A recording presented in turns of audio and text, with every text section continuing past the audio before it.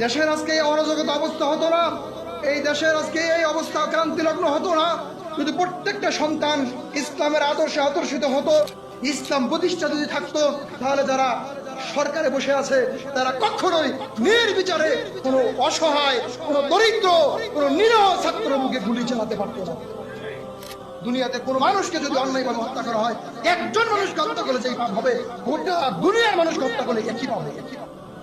জানে না ওই সরকার প্রধান, জানে না ওই সেনাবাহিনীর লোক, জানে না ওই পুলিশ প্রশাসন অন্যায়ভাবে নিরীহভাবে একটা ছাত্রকে যদি হত্যা করা হয়, গোটা দুনিয়ার মানুষকে হত্যা করলে যেই পাপ হবে, ওই পাপ আল্লাহ সুবহানাহু ওয়া তাআলা আমার আমলনামায় ঢেলে দিবে।